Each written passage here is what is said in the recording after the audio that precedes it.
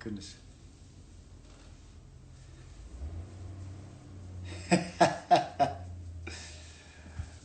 Hold on. My iPhone or my headset's not working. Give me a second. I'll be right back.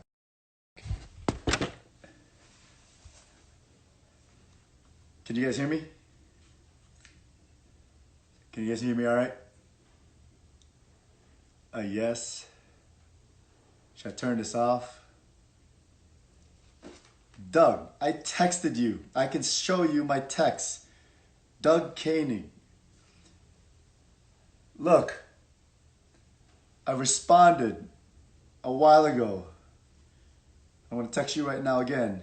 Hey, Mr. Doug, I wrote you back. Please keep me in your friends list. That's not even English. But anyway. I don't know if you guys hear me. Can you guys hear me? Should I leave the headset on or should I turn this off? I think this one has a better mic and that's why I'm using it. No? Give me a thumbs up or maybe a thumbs down. Yep. It looks like you guys can hear. New Milford, look at that. That's where I'm from. Oh, damn. Goodness gracious. All right. Awesome. All right, guys. So, I don't know. I think I missed a couple of comments. It's going kind of fast for me to be able to keep up. But it's it's an honor to have Doug Koenig, one of my idols since I was growing up. Guys that we chased. Max and I talked highly of him last week or a couple weeks ago when we spoke. And oh yeah, he just texted me. So it's cool to have guys like that, right? As a friend, someone that I can tap his shoulder and kind of just ask for advice and stuff like that. All right.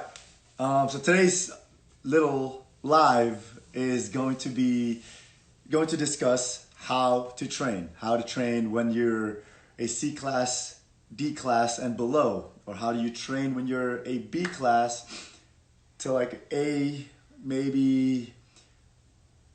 Yeah, to like A, maybe low M, and then how to train when you're that M, mid M to GM.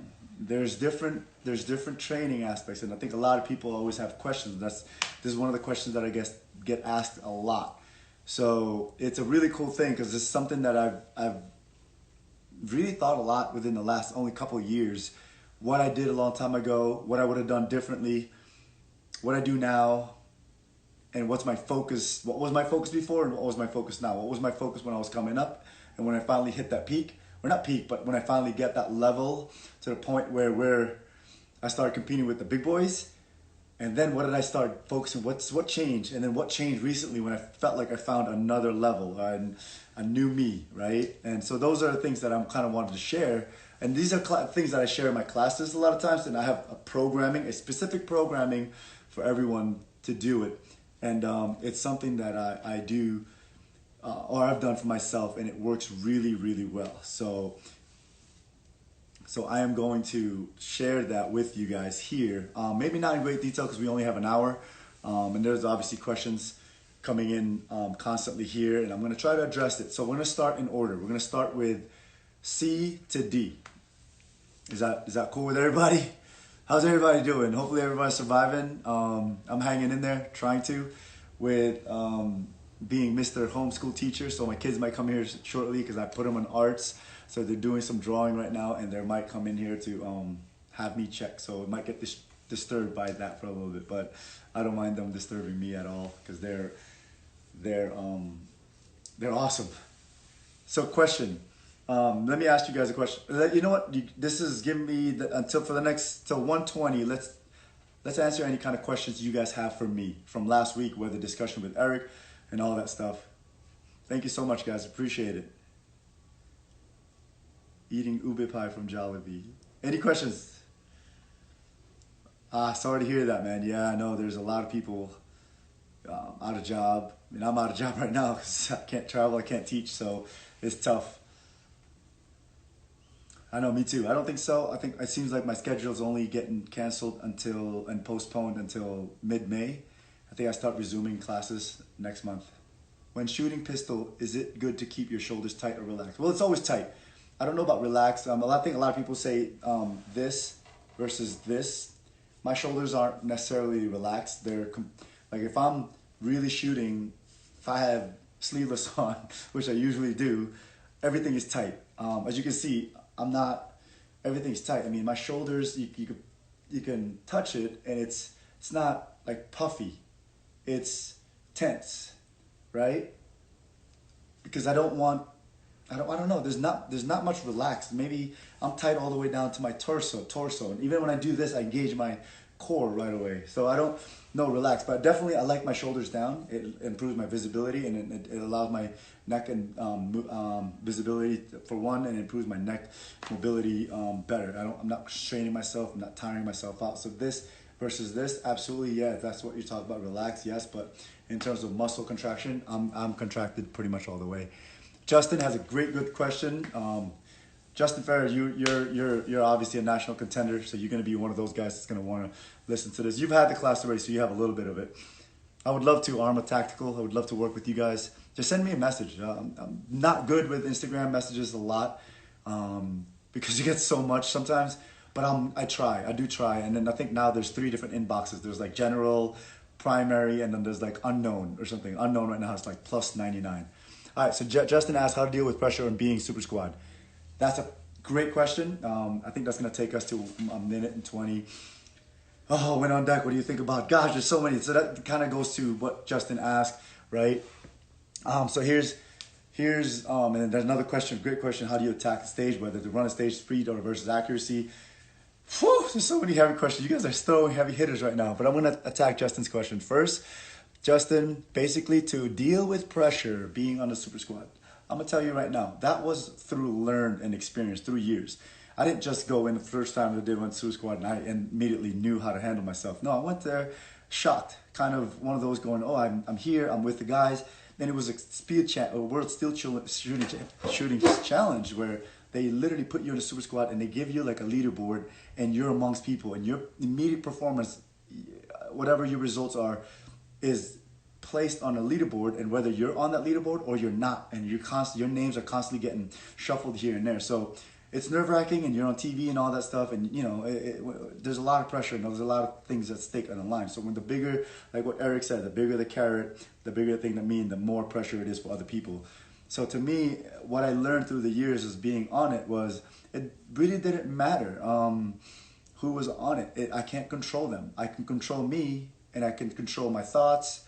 Not necessarily my thoughts, which leads to my emotions, which is I control my thoughts as much as I can in terms of what I focus on. So I focus on execution, the things that I've done in practice. I will review some of the things that I was successful on in practice and some of the things I did in practice, and I will try to remember thinking what it felt like, what it looked like in terms of shooting the gun, and that's what I go through, and then that usually relaxes me.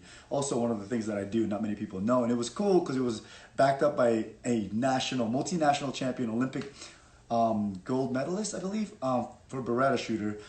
He also does similar to what I do, and it's basically catching a song and I sing it over and over in my head.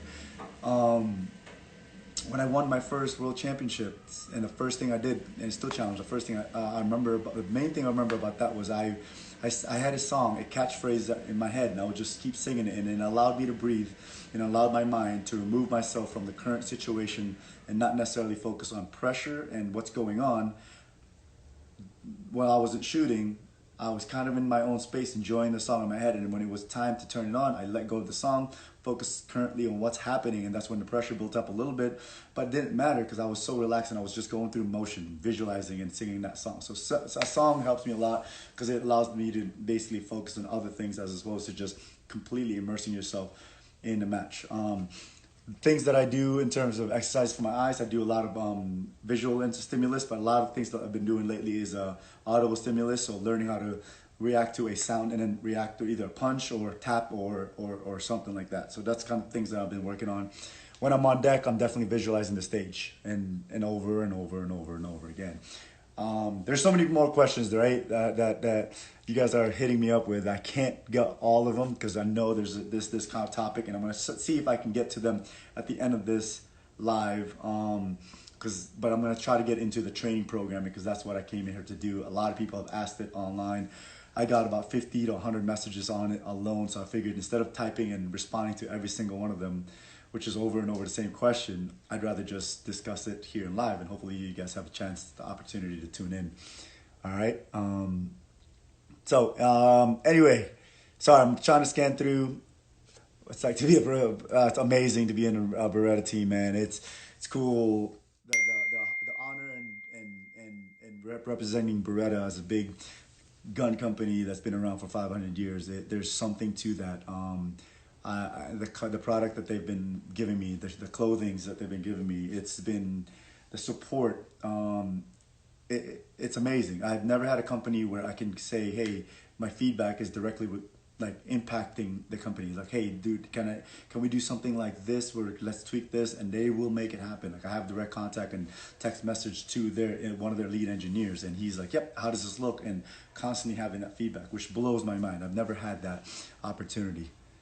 All right, Rick Olivieri. How do I say this?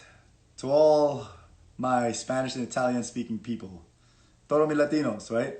I think that's how you say it. Hola, buen dia. Hopefully you guys are doing good. All right. Oh yeah, I've seen JJ turn from funny Asian to silent in the zone since in Ecuador. Thank you, Franco. That's right. Chencho. That's right. Do you or any competitors engage in soccer? Absolutely, we do that. How do you overcome mental block, never feeling the basics? That's through practice. All right, we're going to get to it. Absolutely, Justin. Anytime, brother. That was a great question. All right, here we go, guys. So let's start with from the bottom, right? Not really the bottom. It's just when you're starting out. If I'm just starting out, the first things I'm gonna really focus on is really simple. It doesn't cost a lot of money. I'm gonna focus on my manipulation. I'm gonna focus on being able to control my gun and move as if I'm a grandmaster. If I can draw my gun really fast without the fear of me making a mistake or of dropping a gun during dry fire, I can relate that and translate that to my live fire, right? So I will go learn the basics, be smooth. Once I learn the basics, I've thrown a couple of basic videos there for draws and reloads lately. That breaks it down into a very simple 3-step process. One, initial grip, both hands simultaneously move. Second one is meet and greet in the middle. Third one is presentation, right? Do that over and over to the point where it's no longer methodical. It's now just a smooth motion. And you do that 1,000 times, do that 10,000 times, and you do it fast 10,000 times. If you're gonna blow through any kind of mental block that you initially had. Sorry, let me just put this here. I don't know why I had it on to begin with. I guess I'm only using it for mic. It's got noise cancellation on it, so I was yelling a little bit. What's up? Give me a second. Quick pause. Let me see it. Good job. So I think she gets an A for this. This is my little girl. All right, bud, let me see. My little man, come over here, show your face. All right. You're gonna get a D+. All right, we're gonna work on this. All right? All right, go to the next one. Walk over, right? All right, guys. So anyway, sorry. Apologies for that. Like I told you guys, I'm running classes through the day with my kids here as I'm home. It's awesome to be home. But anyway, so the first thing I'm going to do is focus on manipulation and movement. Constantly working on my movement, so to the point where I will no longer have that fear of making a mistake on my reloads, making a mistake on my draw. The last thing I want as a beginner is to go to a match and still concerned about how my draw, will I mess up my draw? Will I screw up my reload and fumble it and have some sort of AD and all that stuff? Thank you, I really appreciate it. Sorry, but this is how the reality of things right now. So with that said, the last thing I want to do is be any more nervous than I am, add more pressure to me because I cannot or I'm unsure about how I manipulate my gun. The simple facts and basics of straight up draw. If I can draw like a grandmaster and look like a grandmaster as I'm drawing my gun, the people watching you will not necessarily think you're actually a new shooter because they will no longer have that assumption because they can't. By the looks of things, you look like you've been doing some work. So do your work and work straight up at home, right? When I go, that's before the range. When I go to the range, all I will work on is learn how to shoot the gun first accurately, I'm going to focus on just being accurate, nothing else, and how to become accurate. It's going to be very hard to kind of discern the difference yet. You don't have to mix the accuracy and speed yet. You just need to learn how to be accuracy, hit a target when I need to, small target, shoot it, one shot, become accurate, like almost like a bullseye shooter. Once I learn to do that, I'll do a little bit of work on speed, like multiple targets, multiple shots, because that's what it's all about, learning how to train my sights and being able to shoot in this chaotic mess. But you don't have to go for speed yet. If it's close, I'm going to work on probably mostly within 10, 15 yards. Nothing further than that, nothing over challenging, because I got to be realistic in terms of my skill set at that time as a beginner altogether.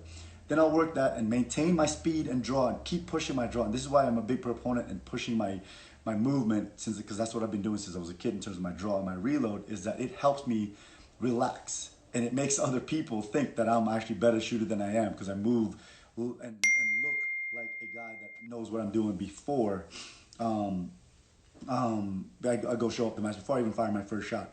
And that's the same thing. When I went to my first match, there's a question here, any advice for first match? When I went to my first match ever, I didn't really fear how I was going to manipulate my gun, because I've dry fired for like 6 months. My dad made me dry fire for 6 months. So I didn't really have any thoughts about this, because I know I can do it. But the only thing I was thinking about was the stage. I need to go here, shoot these targets. It's very simple. I need to go there, shoot that target, go here, shoot these targets. Okay, I just got hit him. Simple. Follow my sights and my trigger, and that's what I did. I drew my gun real fast. Got the RO got real nervous. My dad said he got real nervous because I drew my gun real fast. Ran to the position, and then it was crazy because I ran like a GM. Got there, bat, bat, bat, bat, and targets were like 5 yards. But I put them on alphas, and then as soon as I was done with that, I was shooting single stack 45. Reloaded real quick. Ran to the next position. Bat, bat, bat. And it literally was the weirdest to them. Most of them were like, did he even reload? I didn't see the reload. It was, and every single one of them complimented me by how well I controlled my gun as a 8-year-old shooter. And they kind of were surprised, going, well, how long have you been shooting? And I said, this is my first match. I've never shot a match. And with that match, by just going for hits, nothing speed, I just went with manipulation correctly. And obviously I got better, and my dad is like, hey, you can go for speed a little bit at these close distances. We've been working on a lot of accuracy stuff. We didn't really work on speed. So he goes, you can push the throttle a little bit. Just don't make, just watch your sights and see what you can get away with. And that's when I started playing with the throttle a little bit. And I was a D-class shooter, not even D-class. I was unclassified. That was my first match ever, right? So that's kind of what I did. It worked for me really well. Moved up real quick I blew right through D and C, and then immediately got to, I think, B or A I got to as high as A class when I was, at that time there was no Grandmaster. Master was a Grandmaster in 88, 90, and I got up to about A class is 11, 10 years old. I was already A class. But anyway, moving on to B class to A class, maybe just below Master. Programs change a little bit. By then, if you've done your work, doing your dry fire manipulation, you've already accomplished quite a bit. You're already quite far from where you were.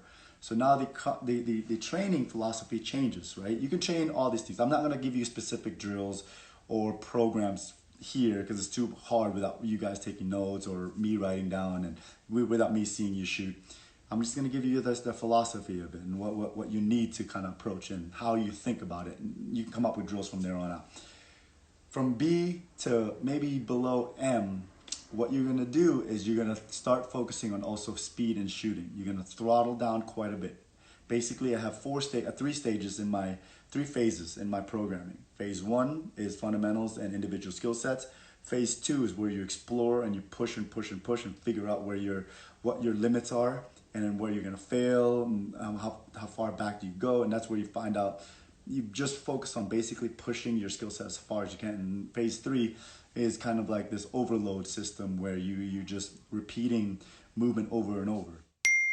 B to M, this is where you do, I'm sorry, let me go back, step back. C and below, this is where you shoot a whole lot of drills and you do them over and over. Like L-Press, you do them over and over. Hateful 8, you do them over and over. Build drill, you do them over and over.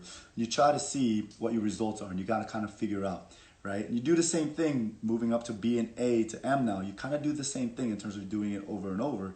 But basically what you're going to do is you're going to push your speed. You're going to find out how far and how much you can get away with, still working in accuracy. And this is where you try to mix those two worlds together, your speed and your accuracy. Now you're going to put drills specifically to test your accuracy and to test a lot more on your speed. Most people think, hey, just let's become accurate and eventually you'll become fast. No, you need to learn how to operate in this chaotic mess with your sights, but then understand that if you're processing it quick enough, your eyes are able to process 300 frames per second. You can start training yourself to seeing what you need to see, just enough, and hopefully translate that. You just gotta remember that in matches, when you go to matches at that level, B, C, B, A, and M, there's a whole bunch of sandbaggers in that. Everyone in there doesn't belong in that class. Everyone that's winning in that class belongs to a higher class. So you wanna go there manipulating, drawing, and reloading, and transitioning, and indexing like a GM. And you can do all of that by straight up dry firing every day, if you could. I used to dry fire an hour a day, right? As a kid, I didn't have anything better to do. I didn't know what to do.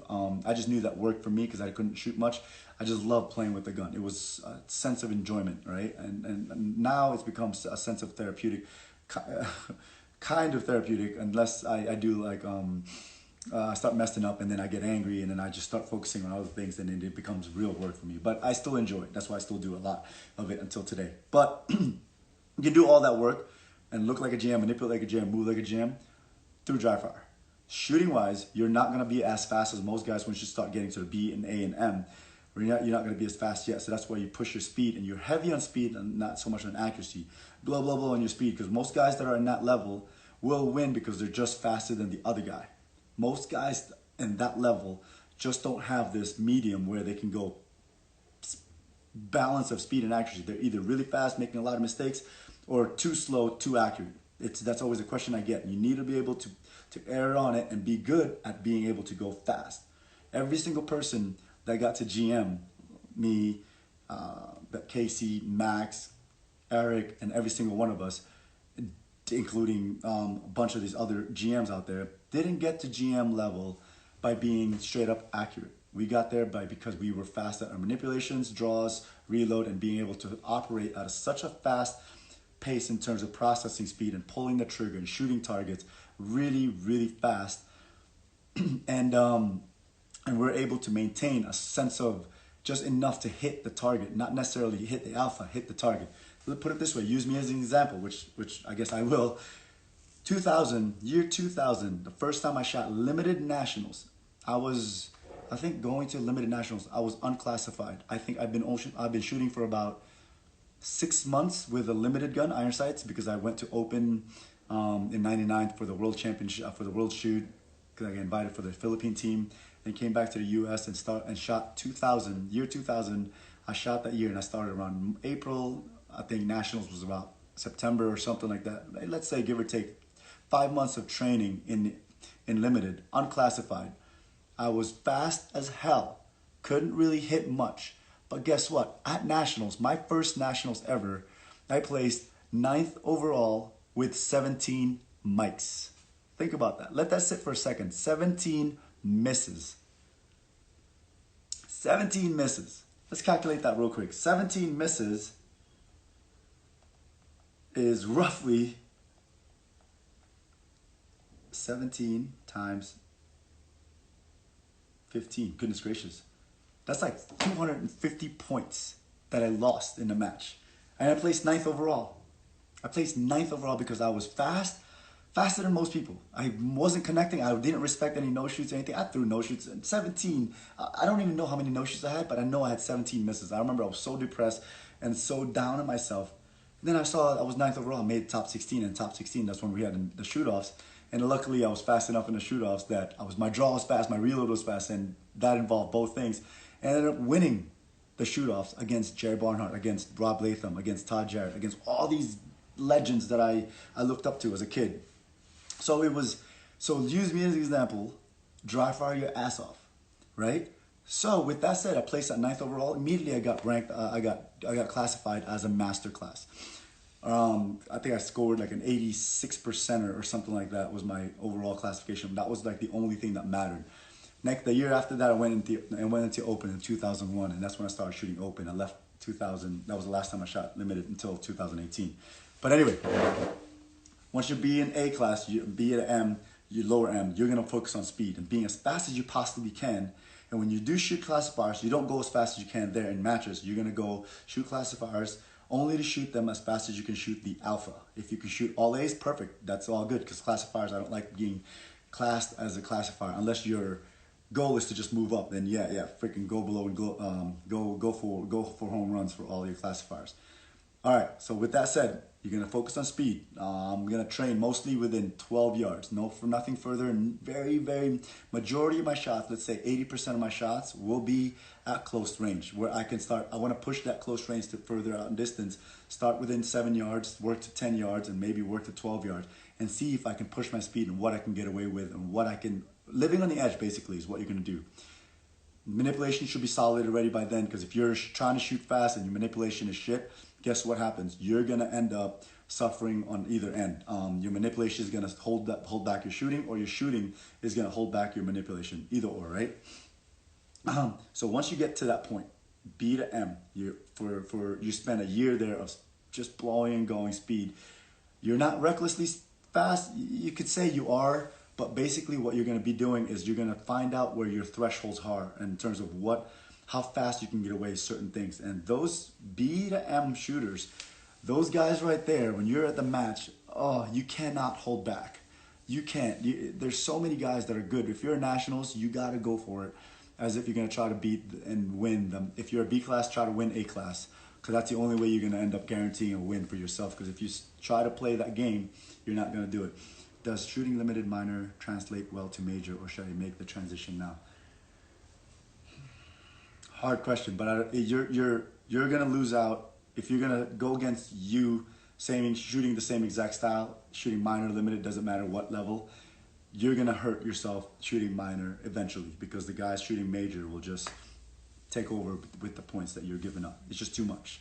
If you're actually keeping up with the points, you're shooting too slow, and there's a give or take there. All right. So by the time I get to M, high M, mid high M to GM. This is where you're feeling like you're a top 5 contender or top 10 contender. Oop, pause for a second. What's the next thing you drew? Shark. Shark time. This looks like a whale. It's a shark. It's a shark. What do you guys think? Shark time. Shark time. That I'm gonna go down to. Well, I like the thing, but sharks usually have a better profile in the front here because they want to be fast, right? So it's a little bit sharper here. So I'm gonna give you, let's go with a B plus. Fat shark. Okay, maybe it's just a fat shark. Okay, they're right. So I'm gonna give you an A. Let's see your shark, bud. Ooh, this looks like a piranha, buddy, but it's a big piranha. Maybe the fins need to be bigger. All right, this one I'm gonna give you an A for effort. That's a good one. I like because it's streamlined. It's gonna be faster. Yours, we're gonna give you, because it's a fat shark from them, I guess. All right. It's not for mine. Good job. So you guys can go maybe draw one more or play. Okay. Okay. I'll be back. All right. Sorry. It's a C-class shark. That's right. All right. Anyway, master. Now let's say master, mid-master to national contender, where you're trying to win. You're in it. You can feel it. Like, I think Justin's one of the guys that can feel like they just had that one next level stuff, right? This is where things change a lot. This is where training and your philosophy completely changes, and now you're looking at all the little things. You're being very nitpicky in terms of your techniques, your approach. Everything has to be broken down. Not necessarily understood, because I didn't understand half the stuff that I was doing. I just did them, and I would test them during my phases. So here's what you're gonna do. The 3 phases that I had, right now at this point, as a grandmaster and up, and you're being a very high contention. You've already gotten to speed because you've been doing that. You've gotten to speed and manipulation when you were C to D.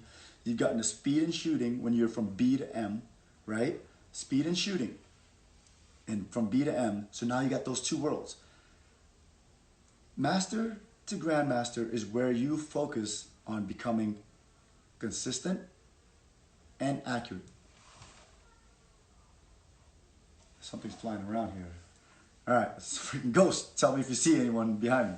This is where you start focusing on becoming consistent and more accurate. Because everyone here, first time I ever got to GM, I went in there, I'm like, oh yeah, I'm a GM, this is cool. I don't really know what this means, but it doesn't mean I'm a better shooter or anything like that. Today, I know that I just became a grandmaster. I went there and I realized everyone's just as fast.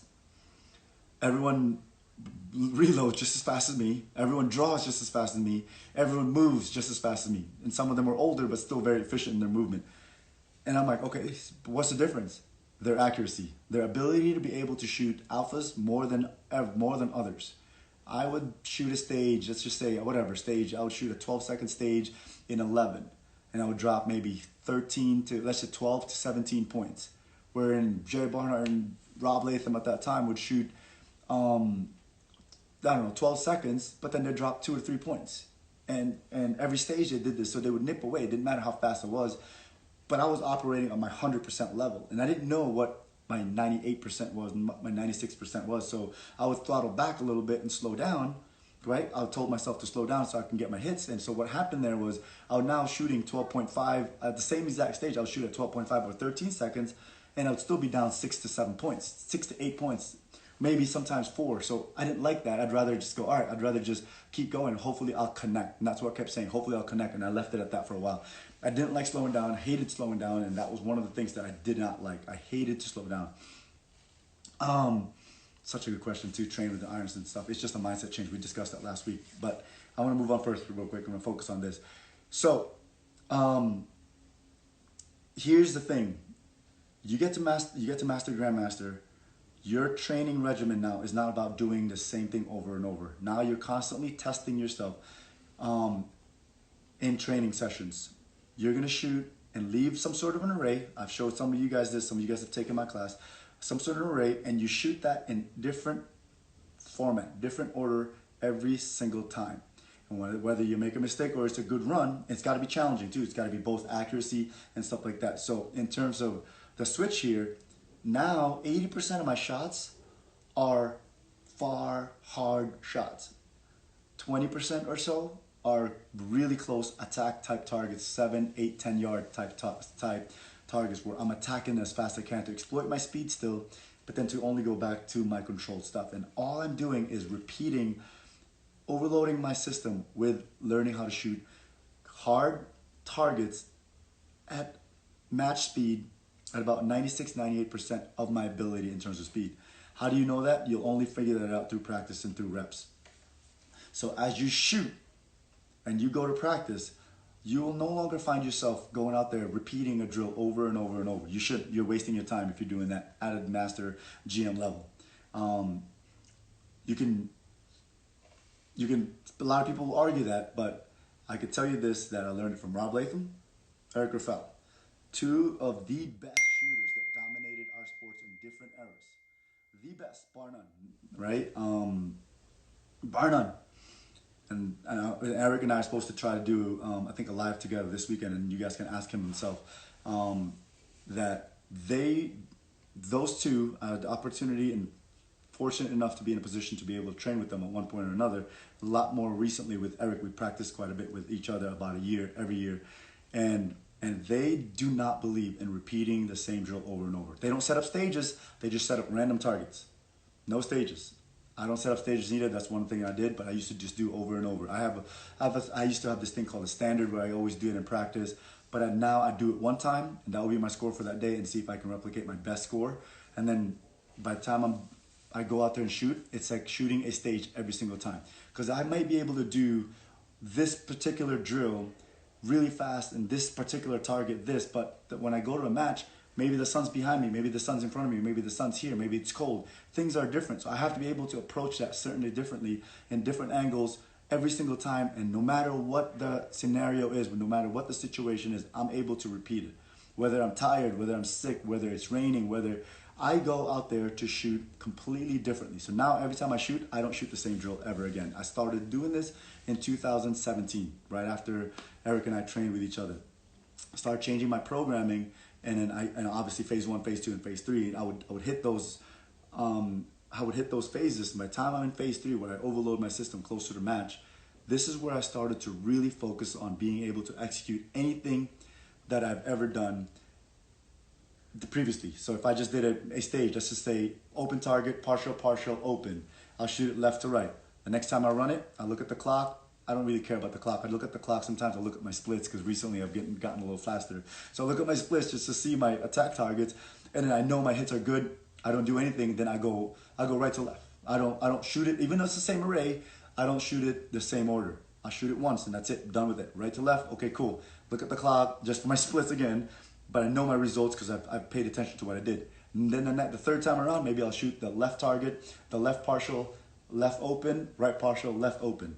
Look at that, feel, see what it is. And then maybe I'll do right partial, and it's always different. And then the next thing I'll do, maybe I'll induce some movement. I'll shoot the two partials, move, and then run to open target, shoot the next other open target. And then now maybe backing out of these two open targets, shoot the two control targets. Maybe shoot the open target on a run, and then pausing for the partial target, and then exiting on the next partial target. And it's constantly different for every single magazine, every single run, and every single time whether I make a mistake. And if I do make a mistake, immediately I'm addressing that as if I'm addressing it in the match. What would I do? First thing I look at, here's how I break it down. Did I miss or throw a bad shot? Let's just say I haven't had misses lately, which is really good, knock on wood. I've been shooting really good. That's why I'm excited to get back out there in the field. Let's say I had a high shot. On one of my partial targets, I like pushing partial targets like this because I don't like seeing this in matches, but I've seen this a lot lately, so I've been putting a lot in practicing this. Let's say I had a high shot that I haven't seen before. I'm like, all right, let me take that. Immediately I'll think back of going, that shot, I saw my dot do this. Was it a sight issue or was it a trigger issue? There's only two things, there were two reasons why I missed. Not necessarily because of my grip or I shot too soon. No, I missed because I didn't have my sights or I didn't have a good trigger pull. I break it down. Immediately I'll make a decision like I would in a match. I would go to the next stage, shoot it again, but not shoot that target, but not in the same order.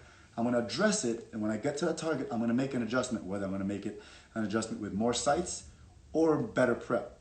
And I'll do the same exact, different run, blah, blah, blah, blah, and then when I get to that target or that specific target that I struggled or had missed with, I'll pay attention more to what I see and what I feel, bop, bop, and whatever, whether it's your sights or a trigger. Make an adjustment, see my results. Good, I like the way it is. I'm going to maintain that until I make another mistake. I'm focused on my mistakes because I'd want to be able to get rid of them because in matches, they do happen. And whatever happened, let's say I'm shooting a drill, excuse me, and I forgot to top off my mag. Guess what? Oh, shoot. Panic mode, go right into clear and finish the drill that I decided to plan or whatever I decided to shoot. I'm not going to stop there because it wasn't a good run. No, I'm going to continue, but I'm going to go right back to hits. Many times I've fallen in practice, blah, blah, blah, and exit, and I fall on the ground, get back up, blah, blah, blah, and shoot. Doesn't matter. Continue on, shoot as if you're going to continue, as if you were really in a match. Because there's no, hey, let me do that again. These are the things that you do as a grandmaster in contention, masterclass in contention for a national win. Jay, Clay, if you guys haven't seen him, man, you need to. This really is basically a thing that I only share to my students. Because it was such a benefit to me and how it changed me. And when I changed 2017, I have had the best shootings of my career, the best career results I've ever had, the best season I've ever had in my 26 plus years of shooting now, since 1988. I had a little break, 1993 to 99, but then I haven't stopped since 88 to 93, besides that little 6-year layoff from 99 all the way till now. Have not stopped once. So with all that said, this has been the best result I've ever had, and I felt like I moved up another level. Once I started doing this, I've realized that there's still more to this sport. There's still more to my shooting that I can exploit, that I can showcase, and that's why it makes me excited to go out and train. As a grandmaster, let me go back a little bit. Now we're going to talk about matches and how much matches versus practice. I hope you guys are liking this because this is something that it took me forever to figure out, right? In matches, as a C class to D class, try to shoot as many local matches as you can. That's one thing. Show up, help out, break down, build as much as you can. Get to know the local guys. You have to do your part. I did that all the way to GM. I still do it, right? I just don't show up to many. This is where it changes a little bit. As a master and GM, it changes a little bit where I don't shoot as much local matches anymore. Only if I'm testing something, working something, I'm morally practicing. Go out and get your experience in C to D. Maybe I would say go as far as A to D. I want you to. My hair is a mess. That's why I'm wearing a hat, Eric. So with that said, go out and shoot matches as much as you can, right? Just shoot matches and try to continue to break it down and figure out your movement. And that's where you get experience. You need experience. You need match experience. It's the only way you can do it. Once you get to like, I think Grandmaster, when you're in contention to win nationals and stuff like that, I think you'll get more benefit from actually getting more practice sessions than shooting matches. You can test yourself and make tweaks in practice. I feel like I can do more damage than shooting local matches. Not to say that not to support the local matches anymore. I'm just saying, instead of trying to shoot every weekend, maybe drop that to once a month or something like that, where you show up to one while you're working the other 3 weekends or something like that. Ron Avery would talk about not focusing on mistakes with negative talk rather as positive talk. How can do it better? What do you think about that side of mental game? That's a great question. I don't know about me. I'm pretty brutal with my practice session. I learned that from Eric. Eric literally was like, well, he's here. He's on this. It's pretty hilarious. I shot practice within the first string. I'm like, what are we doing? I was like, oh, we're gonna shoot about 30 rounds right now in your first string. We're gonna shoot this. We're gonna shoot that. We're gonna shoot this. I shot it. Immediately he was like this. Hey, you had too many pickup shots on that target. You had a delta here, and hey, you had a penalty here. Fix that. I was like, ooh, okay.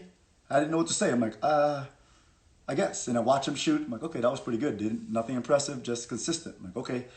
Then it changed my mind. I'm like, all right, I go in there and now I focus on what I need to do to fix these targets. I'm like, I want to do it again. He's like, no, you're not doing the same thing again. We're doing a different stage. This and that, yada, yada, yada. And it kind of went on. And this is how it kind of changed the way my mentality. I'm brutal. When I make a mistake, I focus on that, address it immediately. I'm not negative. I know exactly what to do because I've already done my work. If you did everything I told you to, you'd be C and D, you've already figured out your movement. B to A, you figured out your shooting and your shooting speed.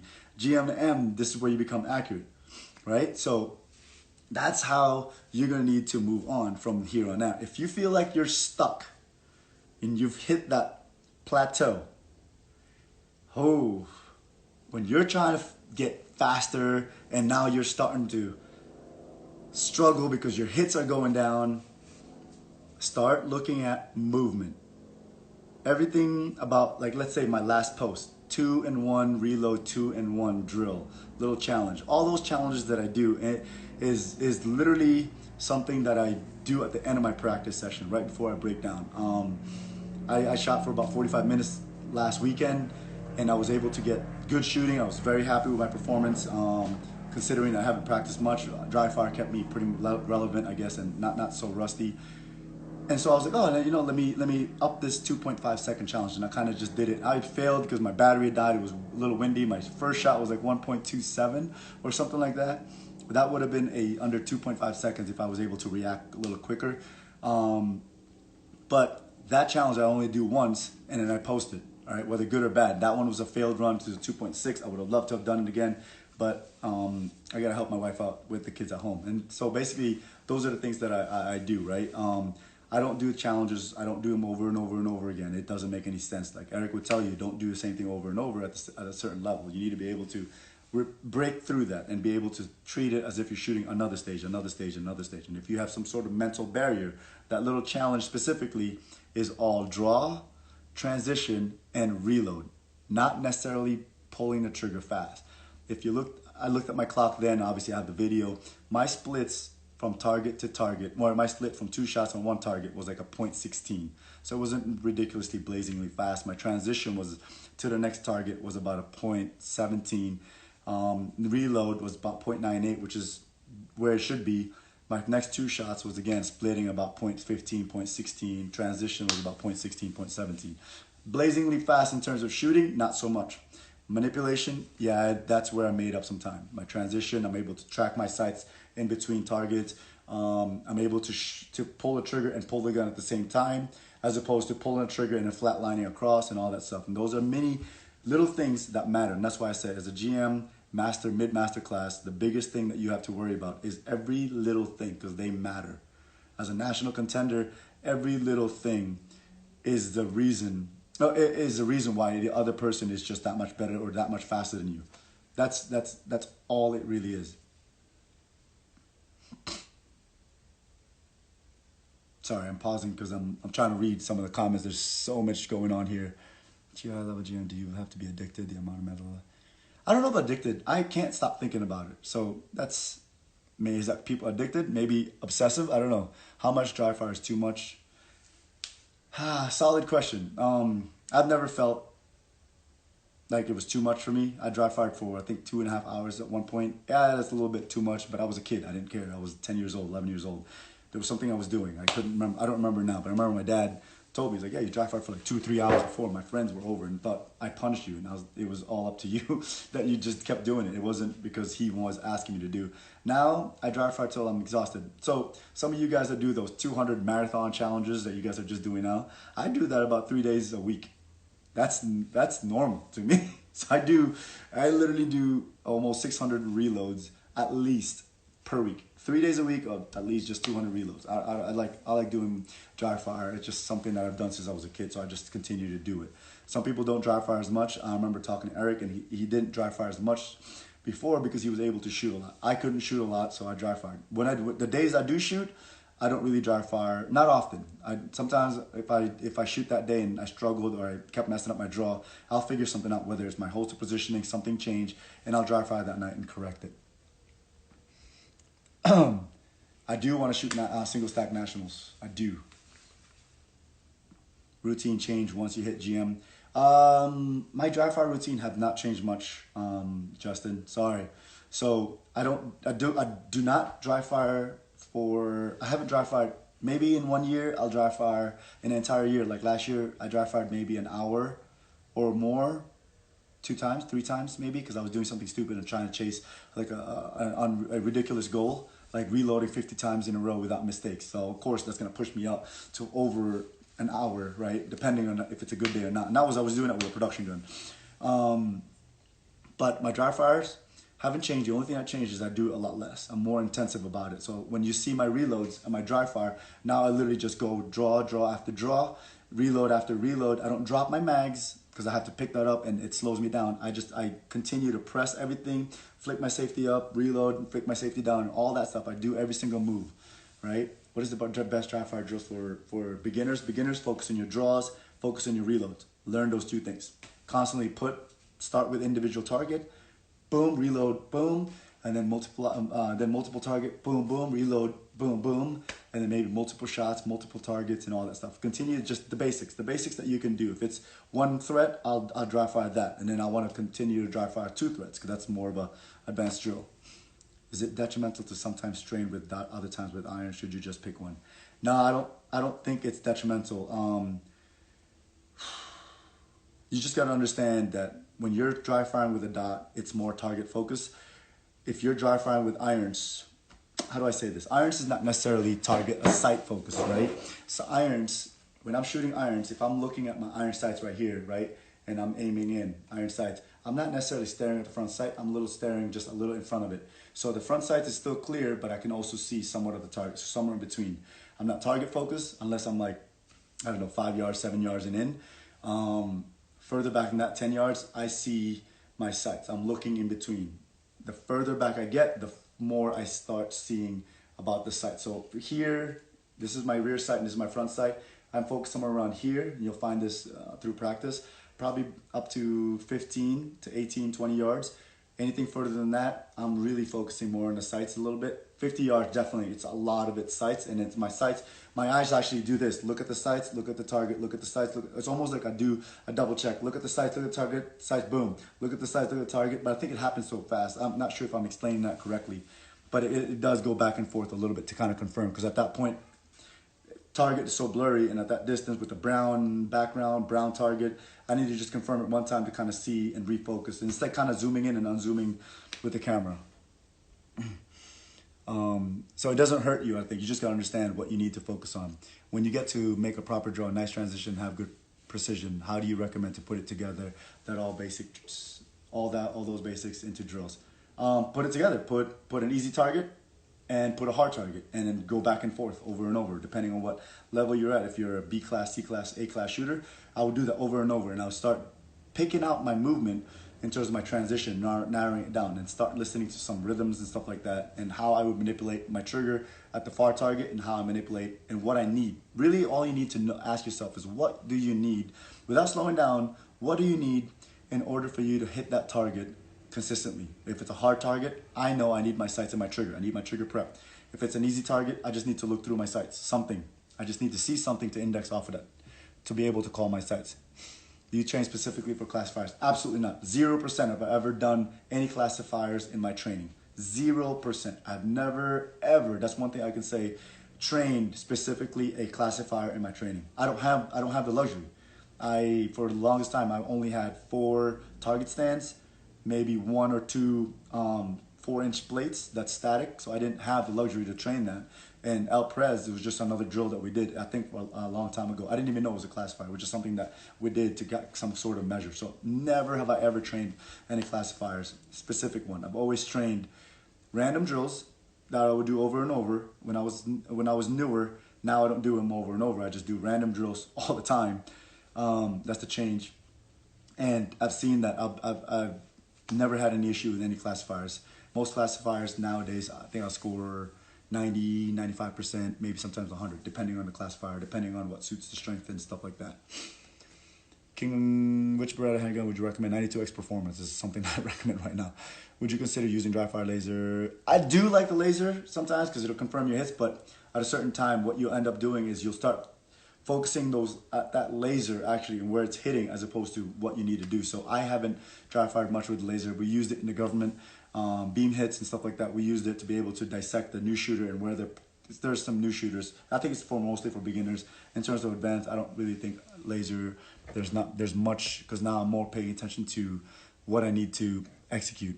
Hey guys, I really appreciate it. Thank you so much for really double clicking and liking. And it's been nonstop. It's super awesome. I'm not ignoring it. I'm just trying to keep my train of thought straight because I get distracted quite often, quite easy. Any recommendation for round count per month from A class to M? That's a tough question. From M to GM, you have to shoot a lot. Unfortunately, that's the only thing, the only way to keep up. I was fortunate enough that I dry fired so much that I was able to shoot and compete. When I was shooting before 2011, prior to 2011, I was shooting probably about a good 10 to 15,000 rounds a year. And that's it. Sometimes 8. 2008, I only shot, I think, 8,000 rounds. The entire year for competition. I didn't shoot as much because I was focused on my career and I just made it to a team that I wanted to focus on whatever I needed to do to survive. I knew I was fast and I knew it was accurate already, but faster than most. But in the government, what we were dealing with, I didn't need to be the best in the world. I just needed to be the best out there, I guess, per se. I was hoping that no extreme 1% GM was gonna be a bad guy, that I was gonna be it. So that was my focus. I didn't really shoot much in terms of my during that time, but I still placed second overall of shooting only 1 match in 2008 Nationals. And that was in Montana. So now, as much as you can, if you really want to be competitive, I believe in what Eric says. Eric says you have to be able to shoot a lot and only repeat it and repeat it and repeat it, and random performances and consistent performances in practice. There is definitely something to that. I've really applied that this year until we got shut down. And I've seen my shooting quite a bit have increased from where I left off in Australasia. It's exciting. But now, now at that point, it just works on mental and see how my mental game holds up. Brian, that's all. Can I send you my Beretta for some trigger work? Yeah, you could. Eventually, not now. There's so much thing going on. I'm not working at the shop. I'm going to be moving to Florida and all that stuff. So eventually, you can send me your gun. I'll work on it. It'll be nice. For an everyday carry, do you recommend a specific caliber round? Yeah, 9mm if you don't have. That's a more common round. That's cheaper. Plus P+, that's the best round. But ultimately, it's round placement. My favorite was 357 SIG. That's what I carried for a very long time for duty. I've trained for classifier a couple weeks beforehand. Still screwed up the draw and reload. Yeah, don't do that. Just stop training classifiers altogether. It's not a good measure. It's not. You should do online class. I'm glad to pay for this. Thank you, Gustav. I really appreciate it. People have asked me to do that, but I'd rather do it and give it back to you guys right now. I haven't done really specific, and once I get to real specific to a specific shooter, that's a lot of specifics I just said there. what you need. It's so much more beneficial when I can review your video, break you down, and if you have taken my classes before, I can literally use the language that we use there, and you will make sense. And essentially, really, the reaction is like, oh my God, I didn't see that. Holy cow, that's awesome. It would have been totally different. Whatever. The clarification activated and safety during reload. I do it because I had an accidental discharge as a kid. I hit it too hard and messed up, and my finger, with a little pressure on the frame, slid into the trigger, and I had a 1 pound or 1.5 pound trigger, and it went off by accident. So I just put it in safety during that time. Then I take it off immediately. So it's just something that I do. Thank you, Doug is coming on today. What would your best advice for training swinger targets are? You gotta practice swinger targets. Gosh, just gotta practice them over and over. Ba-ba, bing, ba-ba, bing, ba, and shoot it. One target, shooting it while waiting for it, shooting it as you're coming into it and as it's coming out. You gotta shoot it over and over, and you gotta expose yourself to all those presentations. What do you think of Mantis or SIRT? I had a cert gun, it was cool. I didn't really use it much. I like the fact that it had a prep and it turned green light, red light, something like that when I broke it. I don't like the laser, it distracts from what I'm looking at. It's just too much stimulus.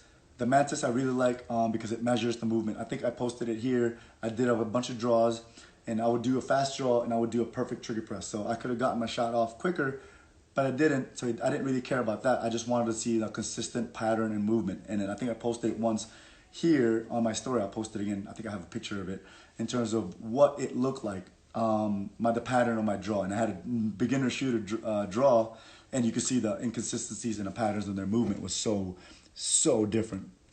I couldn't reach a slide on my 2011. Any advices for that? Yeah, the slide release. For 2011, I use my my thumb. Do you even try to change from pistol to rifle or shotgun for mental rest? No, I don't. So when I'm tired, I'm tired. Mentally, if I'm tired and exhausted, it doesn't matter how I change my routine. I'm still tired. So what I'll do is, if I'm tired that day, I'll drop. If I'm trying to dry fire my rifle and shotgun, I'll do it the next day or something like that. That's the hardest part about 3-gun is that you have to kind of hit all three, and you have to be good enough on all three and fluent enough with all three. So I would try. I don't know. I've done it a couple times with a shotgun. I haven't really dry fired much with a rifle except for presentation and walking around the house. But what I would do is probably just pick 1 or 2, because I think 1 or 2 is feasible. Having to dry fire all 3, you end up not really developing. You're just kind of polishing, or not even polishing. You're just kind of doing reps in between. You're kind of in between there. So I'd rather do more reps with 2 things and focus on those that day and then move on to the next. And that's how I do it. Yes, I'm moving to Florida, Tampa, Florida. And therefore, going to use your advice to get GM so I can spank at majors now. Yeah, absolutely. If you're at 94%, start working on being fast with your, really fast. I think, Roper, you're really good at your manipulation. I've seen some of your videos. You just got to learn how to manipulate and focus on the small things, the movement. The movement's where the key is. You're losing a lot of time. It's not your shooting, not pulling a trigger. It's losing a lot of time in between, from target to target, transition from presentation, and all that stuff. And all that stuff can be done in dry fire. Remaining on the gun. Now I don't know how many. I don't always know how many rounds are remaining in my gun, but I think this goes for all the shooters here. Give me a thumbs up if you know exactly what I'm talking about. You know that your gun is getting light, for 1. 2, you know when you've shot your last round. You're like, boom, oh, that's an empty chamber, and you just go for a reload and rack, and 9 out of 10 times you've called that it was an empty chamber. There's a fair amount of research. Wait. That was a good question. Come on, what happened? There's a fair amount of research that shows randomized training is more beneficial than block training. I agree with that. I didn't want to talk about the research. And there's a lot of things that translates from track to boxing to stick fighting. I do a little bit of stick here and there. So the random training sharpens your mind and exposes to different things and stuff like that. There's so much more to get into it. Now that I'm moving the shop's staying here. I'm just no longer a part of it, or no longer an owner of it. Yes, they do. Is recon management help by riding safety? Yes, it does, because that's another point of leverage. I'm a 1911 guy. Doing this kind of grip doesn't really do much for your recon management, right? If you squeeze it up top, it's allowing to squeeze. You can see this muscle right here moves up. Everything moves up and get higher.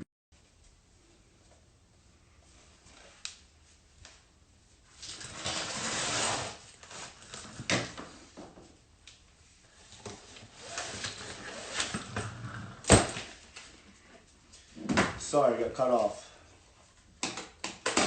Something about poor connection, and then they cut me off. So you can see I have my little Mantis X here that I put on my gun. So anyway, there was a bunch of questions that I missed. I didn't see it. Sorry. I was trying to get to it, and for some reason it said pause for poor connection, and then it said reconnecting, and then it cut me off. So apologies for that. There was a lot of guys that were still on that. Suffolk, Virginia, hope you guys are doing all right. Any other questions? Because I think there was several other good questions. I had the elite. Lechon, for sure. Cebuano lechon, too. Thoughts on air action? Oh, I like it. Are you busy tonight? Yeah, with you. Tennessee. What's up, guys? Calculate hit factors on USPSA change taxes because of it. Yes.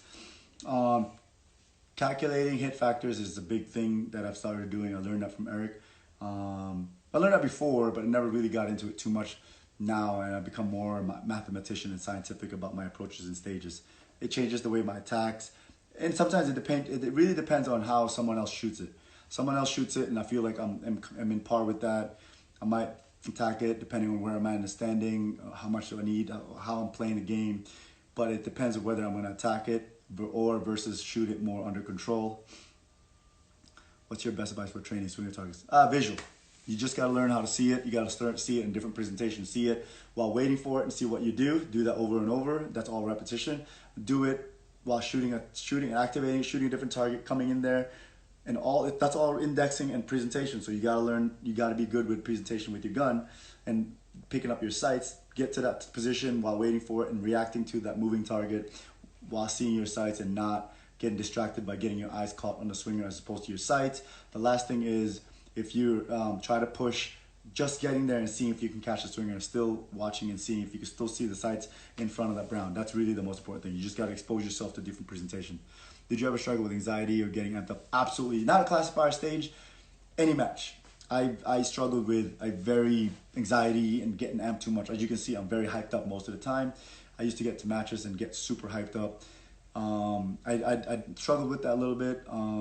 Now I enjoy the pressure. I like the pressure. I like the nervousness. I don't know about pressure. I like the nervousness much more in terms of when I go to matches. I like having that someone's chasing me. I like having that someone's doing really good. I feel like I thrive on that. So the more pressure, the better.